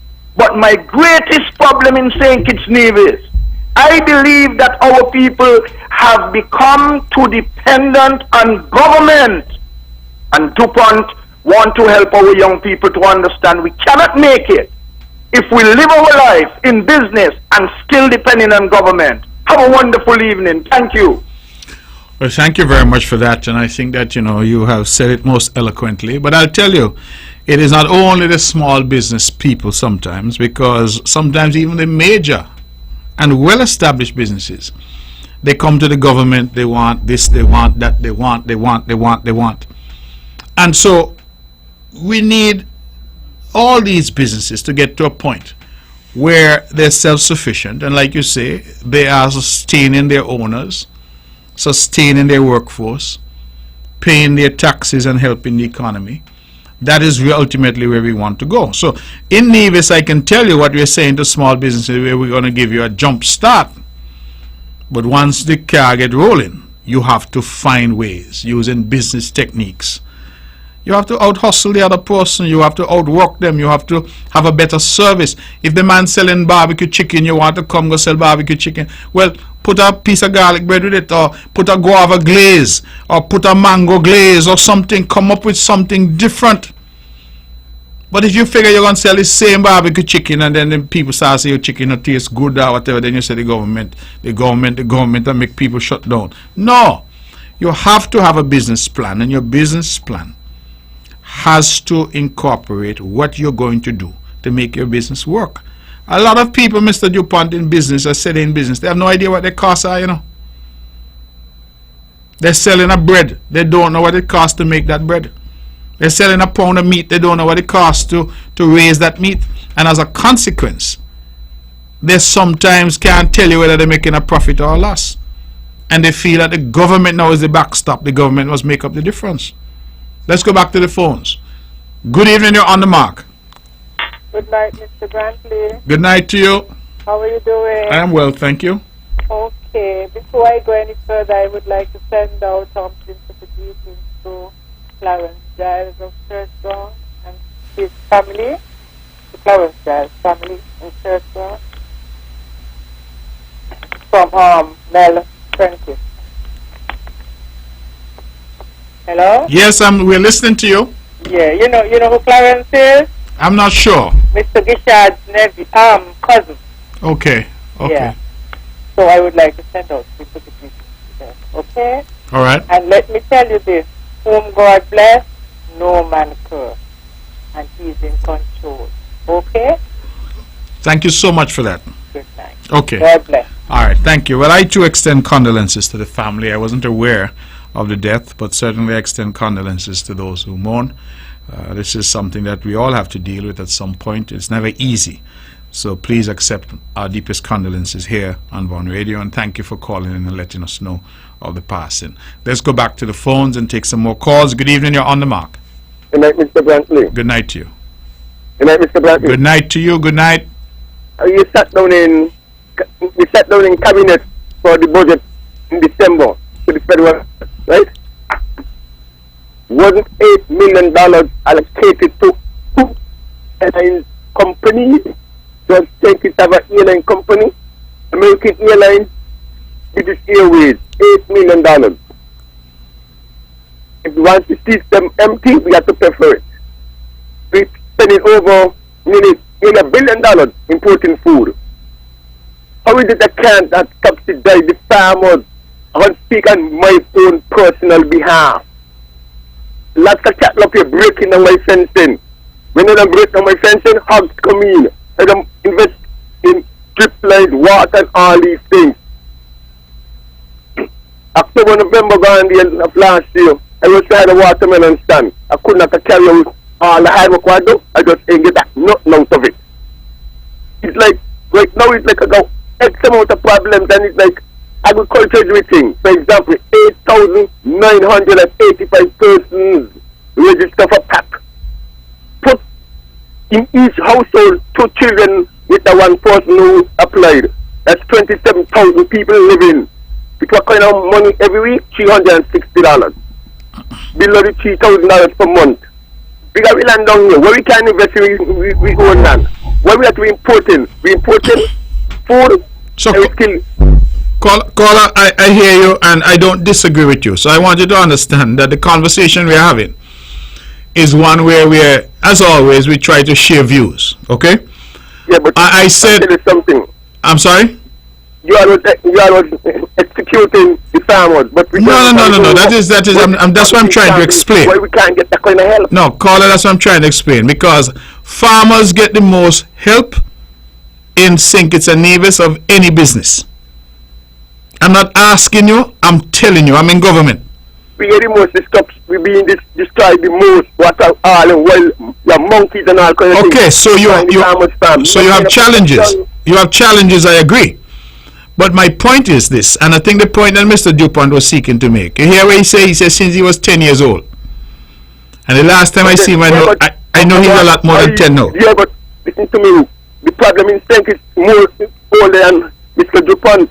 The monkey is crying, but they are telling they're protecting the same, the white man cane, and the rangers protecting the cane, but they're protecting the farmers. It's like the real thing was supposed to spread across the board. Ain't happening. Okay. Every change of government, X amount of thousands of people, jobless. Change from 95 July got there. When Douglas came power, X amount of thousands of people, jobless. Douglas leave, Timothy came power, cut. So if you understand, it's like they're working out for us, but we're not being sold. Because X amount of money from the passports that we're selling, how what happened? We can't build ourselves now. Anyway, good night. Let somebody start. Okay. Yeah? Well, caller, thank you. And I like the passion. And as I said, I don't think anybody is disagreeing that farmers are deserving of assistance. Agriculture, as I said, gets some of the most subsidies and assistance. They get water at different rates to everybody else. In Nevis, for example, during COVID, the government, what little money we had, we used it. We gave free seeds, free seedlings, free water, free land preparation. We gave free fencing wire. We even offered labor for free. Our workers went and assisted. So the farmers get, the animal farmers got some free feed in some cases. The fisher folk got free fish pot wire. So the question really is, I believe the point that Mr. Dupont was trying to make, I can't speak as eloquently as he can, but my understanding of what he was saying is that since he was 10 years old, he's hearing the same thing. And he doesn't feel like some are doing enough to advance themselves. Put differently, even with all the assistance that they get, farmers get duty-free pickup, duty-free this, duty-free that. Other businesses don't get that. So with all the assistance that they get, the question that I believe he's asking is, how come they still come back year after year after year after year for 30 years wanting more, as opposed to saying, good, I'm now set up and I'm going to organize my business in a way that it now becomes a business, it becomes profitable. I can make something, support my family, and even give back to the community. I think that is what the point he was making. And I try to explain that farming is seen differently all around the world because of the public good. People have to eat. So people need food, and as a result, governments around the world provide subsidies and support to their farmers. That's a given. But I think the point is still a valid point, that you cannot solely and wholly depend on government. There has to be a way where you start to say, listen, I'm going to sort out my business. I have said the conversation when I was at the federal government level, we had to have some ding-dong arguments in the cabinet about it. Because you had pork coming in here from Brazil, I believe. Now, imagine how big Brazil is. You got pork come from Brazil, raised on farms in Brazil, slaughtered, transported across Brazil in refrigerated trucks to the port, shipped from Brazil in refrigerated containers to Miami, shipped again from Miami in refrigerated containers to St. Kitts, charge duty and whatever is a charge in it, VAT and whatever in St. Kitts, reach to Rams put on the profit, and that pork still cheaper than pork from Nevis and from St. Kitts. And so the question was asked, well, how that could happen? And they say, oh, economies of scale, and in Brazil, them have 100 million hogs that they're killing. That might be so, but look at here all the costs, I tell you. Land transportation, sea transportation to the States, sea transportation back to us, duty and everything at the port, profit at the supermarket, and still cheaper. And I came to the conclusion that it is possible that our local farmers are charging what they're charging because they themselves may not know what the price makeup of their product is. And that's important. When I raise a pig, I must know how much that pig costs to raise, and therefore how much per pound I must sell my pork for to be profitable. Let me go back to the phones. Good evening, caller. You're on the mark. Hello? Hello, good evening. How are you? I'm well, thank you. You're on the mark. Go ahead. We all appreciate the honesty and the respect of the CCM party. as you all always display this. I feel and know that you and the team are very confident and could deal with the affairs of SKN. If any company was to have a team leader like you, the success would be limitless. Have a pleasant evening and continue to take care of it because God has put you there. I just want to say good night to my friend Shauna Locklin over there in St. Kitts. She's always, listening, always giving good feedback. Also to Mr. Mackie France at Four Seasons. Hope everything is okay with him and his family. And also my Bat Village family. Uncle Alfred Alger, hope everything is okay with you guys. Thank you so much. Thank you for your call. Always love to hear this voice. Always love to know that you're reaching out to us. So thank you, and say hello to the entire family there for me, please. I will, thank you. All right, especially Lloydie. Okay. All right, take care. Good. We have 25 minutes to go or thereabouts. We're taking your calls. 869-469-1616, 869-469-1700. My throat isn't the best. My voice isn't the best. I have a bit of a cough. I'm not sure from where. So I'm asking you to call in. And when you call, you can have the mic and take it away from me. So here we go. Good evening. You're on the mark. Yes. Good evening, on the mark. Good evening. I listen to the program, but the cost of living is so high that sometimes when somebody said a barrel for we are glad for it. Because overseas rise up the price and the price them high. But God is in control and everything we hope this government help us good that we look after ourselves too. Yes. And tell the white fellow and everybody, good program. Have a good night. Thank you very much, my dear. And you're right, cost of living is an issue. It's an issue that is being faced globally. I am a news junkie, so I watch the news a lot. And you're here in the UK, in the US, big countries like those are grappling with this whole issue of price increases. The invasion of Ukraine by Russia caused a lot of supply chain issues. Also during COVID. And people are saying that, a lot of people have not gone back to work. They're having difficulties finding workers. China, as you know, is a major producer of many goods, and China was in lockdown for much longer than anybody else.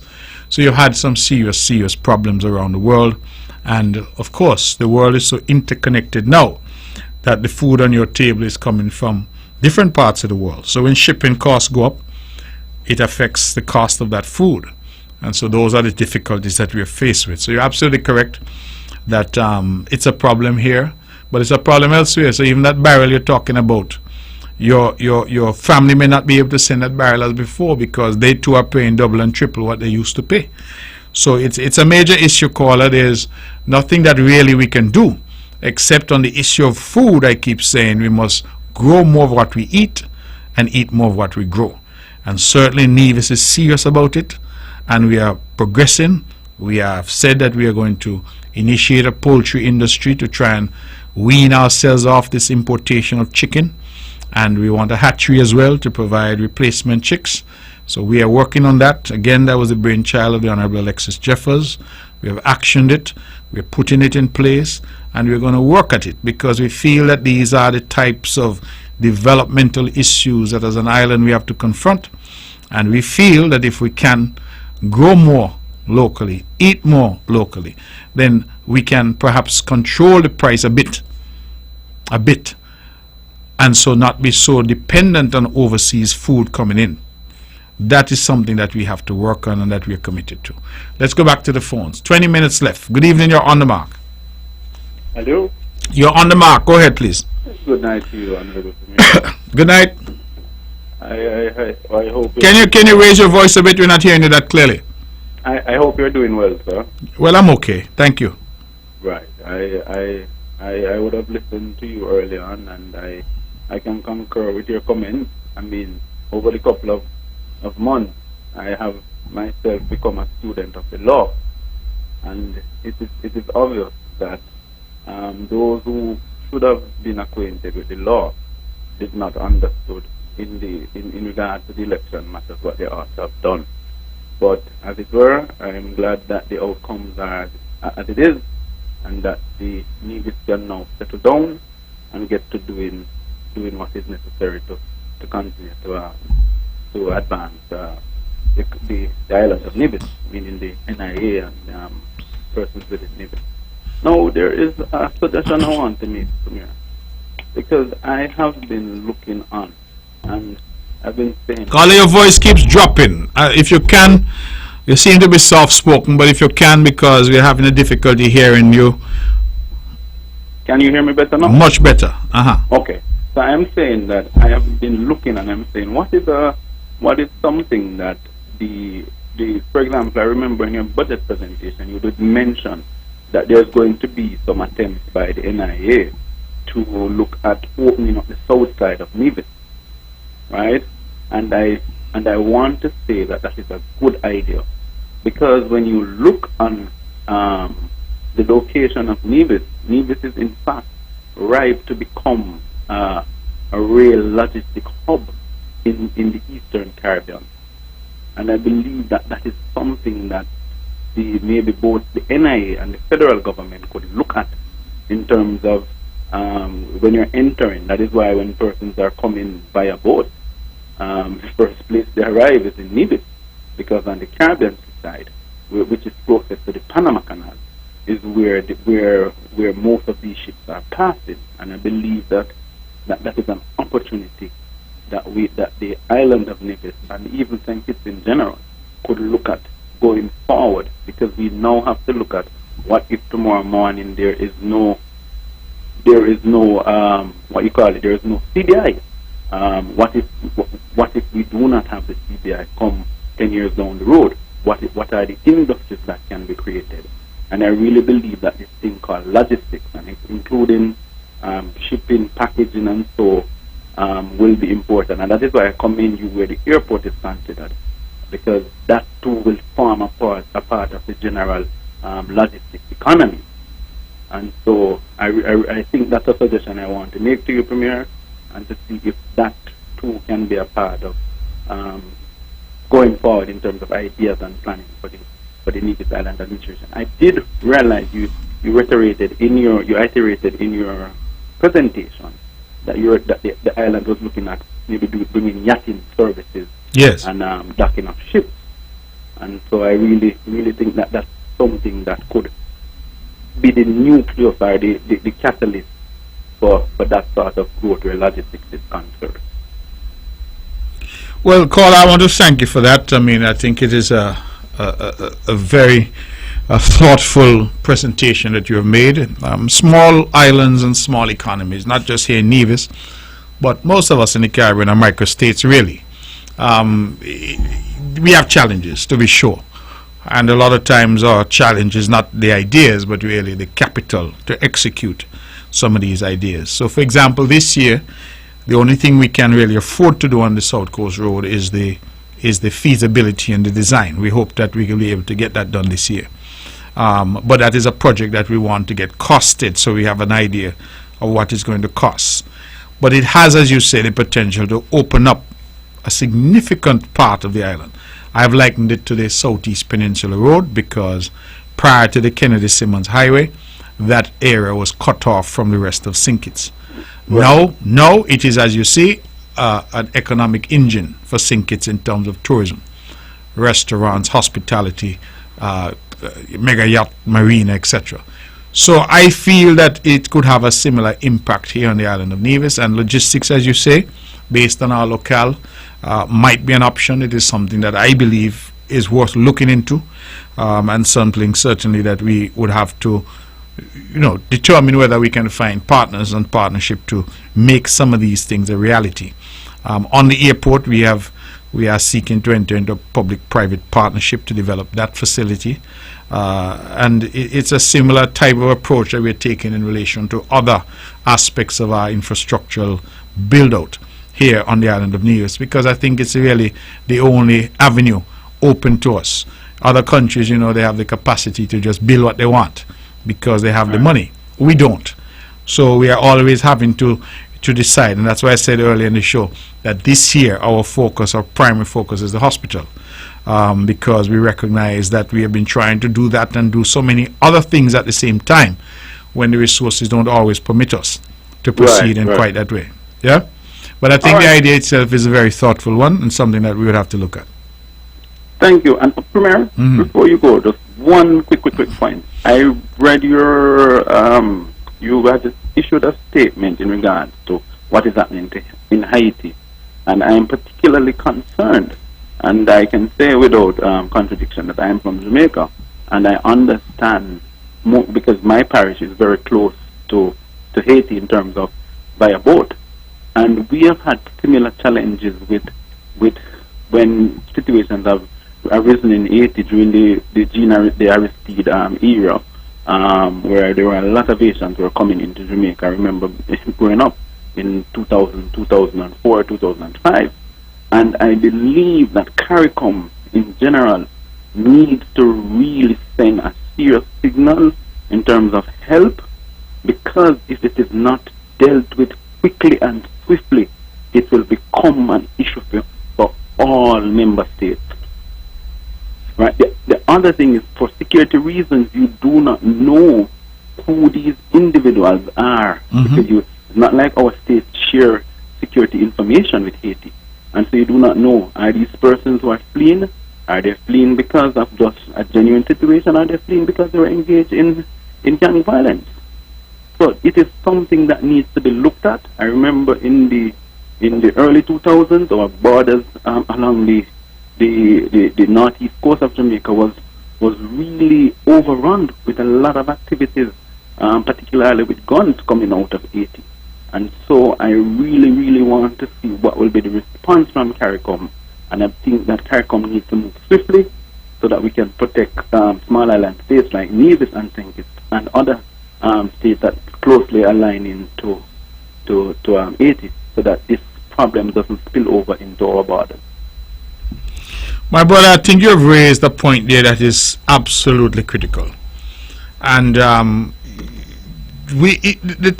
idea, the thought really came to me. It's something else I've been observing for a while, but the idea to say something publicly came to me because, as you know, we had a situation here where a boat came ashore with, I think, 15 individuals, 13 Haitians and 2 who appeared to have been managing the whole operation.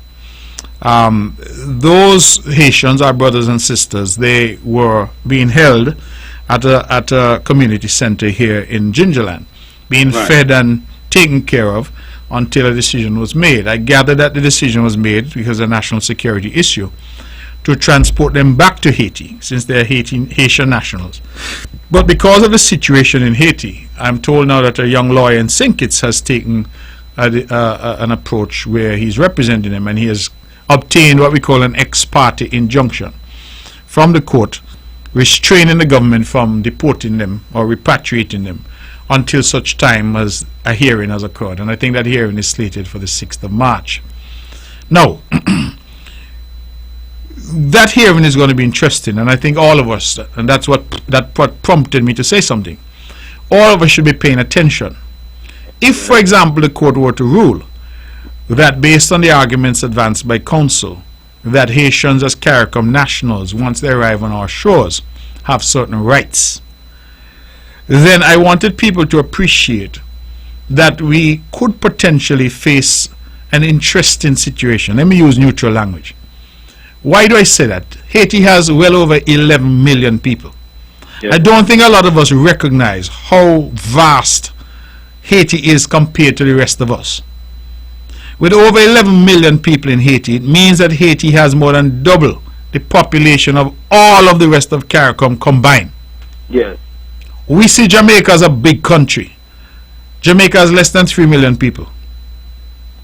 Trinidad and Tobago has less than 2 million people. Guyana does not even have 1 million. And the rest of us are all below 500,000, including Barbados. St. Kitts Nevis is a paltry 55,000. I say that to say that if, as we have seen in other countries, crises develop, Ukraine, countries in Africa, whether the crisis comes from war, famine, earthquake, Syria, Turkey, you name it. Right. What tends to happen is that people, human beings are human beings wherever we go. We all want shelter, we all want safety, we all want security. We want what is best for our children. And so when people realize a situation becomes untenable, what do? They flee. They flee.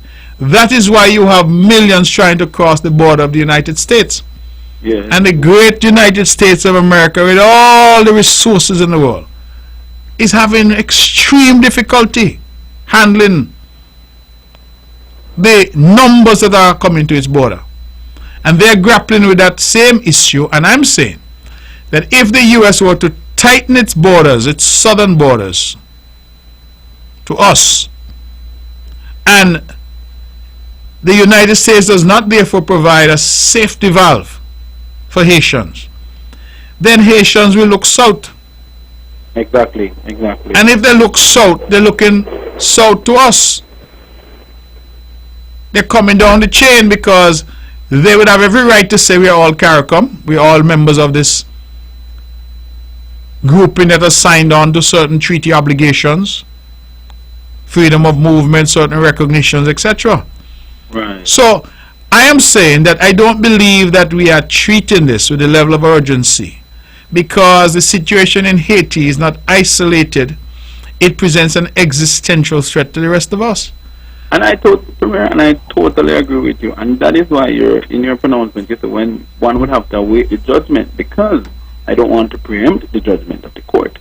But should the judgment of the court be that these persons are allowed to stay, one will maybe have a panacea or a Pandora box being opened upon member states within the Eastern Caribbean, and if other states were to respect the judgment as well. So, I mean, going forward, let's see what happens, but I will not preempt the court and to preempt what the court will say. But just to say that will be an interesting one. All the best to you, brother. Thank you, brother. Thank you. Ladies and gentlemen, you're listening to On the Mark. We have a few minutes left. Let's go back to the phones. Good evening, you're On the Mark. Good night. Good night to you. Good night. Am Good. I on the mark? Yes, you are. You're on the air. I am calling from Belize. Belize? Yes. Yes, how are you? Thank you for the call. I am just calling to congratulate you on your December election victory. I've been trying to get in on your show for quite several weeks, so I've just been able to do that tonight. Just calling to say congratulations to you guys, and hope you continue doing what you're doing good for the people of Nevis. Thank you so much. And you have a great night, sir. We listen to you quite often here in Belize. All right, my brother. Thank you very much. Thank you for the call. I really appreciate it. Okay, you're welcome, sir. All right. Thank you. God bless you. Again, through the power of the internet, we're being listened to all the way in Belize. I really thank that caller for the call. And it just tells you how connected we are. This world is entirely connected now. And the persons can stay in Belize, whether it's in Belmopan or Belize City. Kikaka, is that what it's called? I used to know parts of Belize, not so much in the Ambergris Key.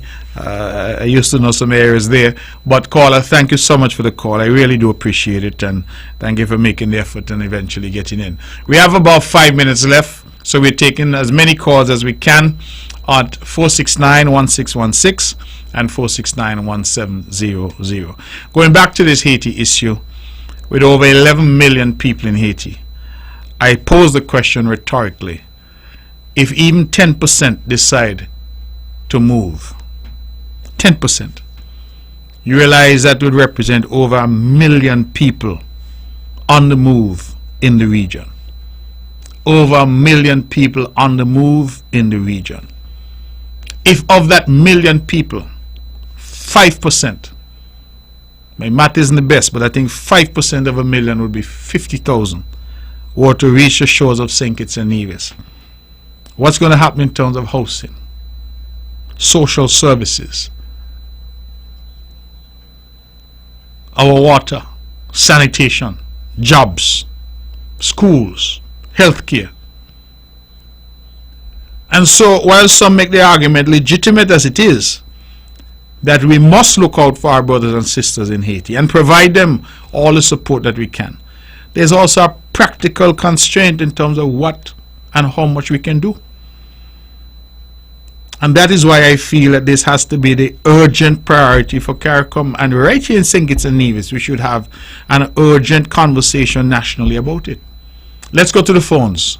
No? Caller, please call back 469-1616, 469-1700.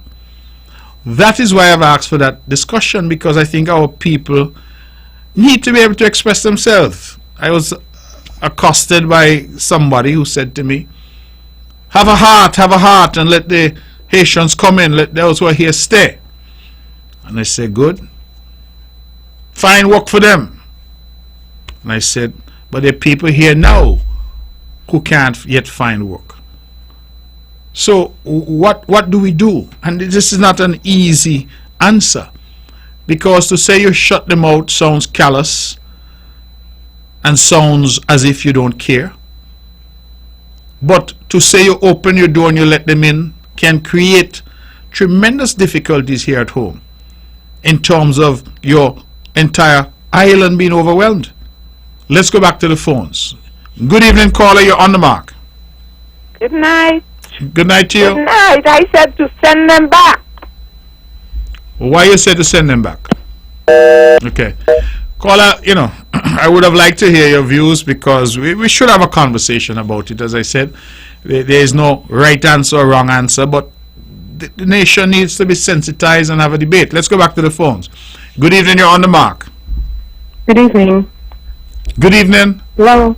Yes, good evening. I just wanted to get in on your program, a little commentary on Haiti, because I listened to many programs today, many talk shows today about Haiti.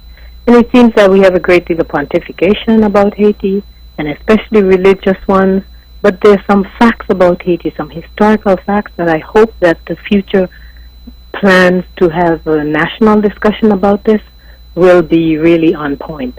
One of the things we cannot forget about Haiti is that in 1804, when they rebelled against the French and became the first black republic internationally, that the oversight has been what happened. The French promised them that they will suffer for the rest of their lives. They did not repay that debt to the French until 2004, okay? From 1804 to 2004. They suffered for those 200 years, paying back the French, and the United States has been involved supporting France to keep them suffering for the rest of their lives since the early 20th century. This is a long history. One of the things that CARICOM can do that will be very helpful is to put pressure on the United States to really help Haiti. They have a practice and a law that people who are coming to the United States, refugees coming to the United States, once their feet touch land, U.S. soil, and that is even the sand in the ocean that is in the U.S. territory, that they get to stay. The Cubans always get to stay. The Haitians are turned back, repatriated, even when they meet on the ocean and the Cuban boats have fallen apart and the Haitians have taken on the Cubans on their boats. They all get to Florida and the Haitians are always sent back. This is a long history of international racism against Haiti. And talking about the Haitians are evil people and God has not blessed them, and this is ignorance, profound ignorance. We need to educate ourselves in this part of the world about Haiti.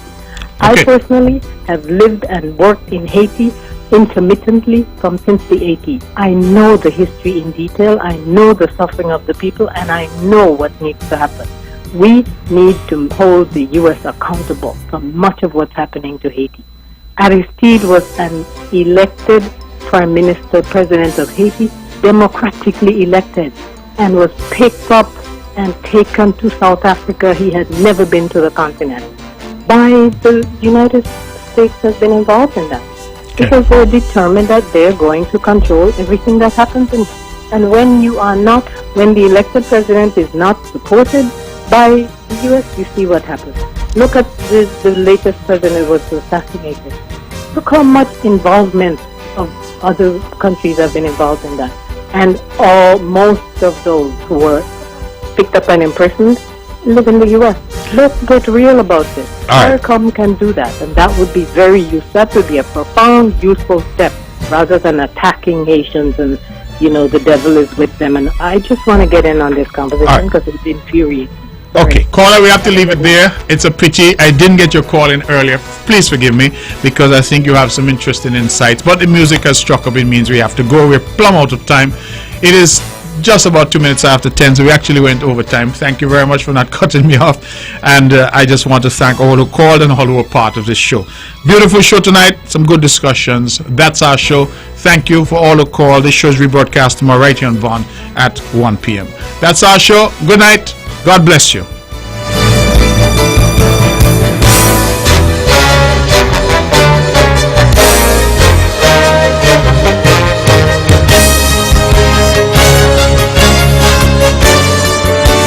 Views and opinions expressed on the preceding program were solely those of the participants and do not necessarily reflect the views